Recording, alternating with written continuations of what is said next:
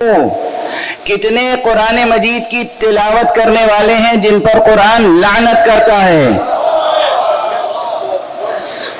हदीस है, यानी वो बैठ के कुरान की तिलावत कर रहे हैं और कुरान उनके ऊपर लानत करता है। अब देखिए, बात से बात निकलती चली जाती है। कितनी मिसालें इसकी दी जा सकती हैं। एक बड़ी मिसाल दे दूं, हालांकि बहुत दिल पे जबर करके मैं मिसाल दे रहा हूं। खानदान बनु उमैया का, अरे और जाने दीजिए, वो शख्स जो तख्त हुकूमत पर बैठकर ये कहता हो, उसका शेर नहीं है, किसी और का शेर है। दोहराया तो उसने कि लअबत हाशिम बिल मुल्क फला मलकुन जा वला वहयु नजल। ये तो बनु हाशिम ने एक खेल खेला था, वरना ना कोई मलक नाजिल हुआ था, न वही नाजिल हुई थी, यानी न जिब्राइल आए थे, न कुरान नाजिल हुआ था। अगर यही शख्स बैठ के कुरान पढ़े तो कुरान उस पर लानत नहीं करेगा तो क्या करेगा?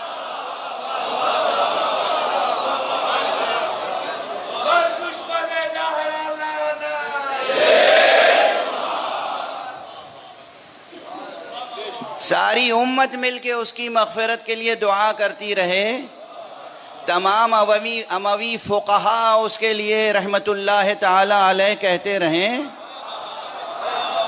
मगर जितनी बार ये रहमतुल्लाह ताला अलैह कहेंगे, खुद कुरान उतनी बार उस पर लानत करेगा। तो वाज़ेह हुई बात। अब इसी सिलसिले को जब आगे बढ़ा तो एक और शख्स है, कहते हैं कि एक जवान था बनु उमैया में, बड़ा सालिह जवान समझा जाता था, सालिह जवान समझा जाता था। नाम था उसका वलीद। और वो दिन रात नमाज रोज़ा और तिलावत कुरान, नमाज रोज़ा और तिलावत कुरान में मशगूल रहता था। लेकिन जिस दिन जैसे ही उसके बाप की आंखें बंद हुई और उसे इत्तला मिली कि तख्त हुकूमत उसे मिल गया है, अब वो हो गया है हाकिम, खलीफतुल मुस्लिमीन, उसने कुरान मजीद को बंद किया और ये कह के बंद किया, खुदा हाफिज़, ये मेरा आखिरी राब्ता था आपसे।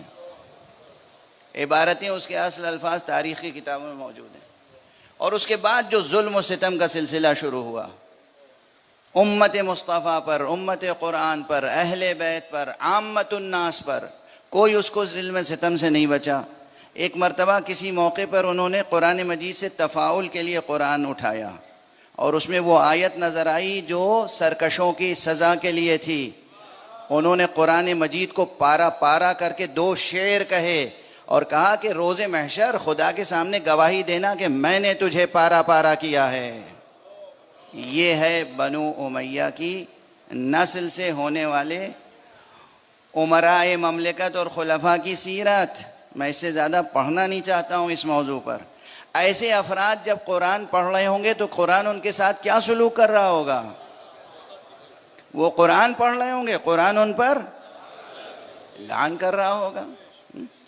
तो कुरान मजीद से वो रिश्ता कायम कीजिए कि कुरान का आपके ऊपर एतबार कायम हो जाए, कुरान का आपके ऊपर एतबार कायम हो जाए और आपका कुरान पर एतबार कायम हो जाए। बहुत बड़ी इरफानी सैर व सलूक की बहस को समेट कर, निचोड़ कर एक जुमले में अर्ज कर रहा हूँ, जब इंसान कुरान मजीद से एतबार हासिल कर लेता है और उसका एतबार कुरान पर कायम हो जाता है, तब उसकी ज़बान में ये तासीर पैदा होती है कि एक मरतबा बिस्मिल्लाह कह दे तो कुन फयकून का मौजज़ा हो जाता है।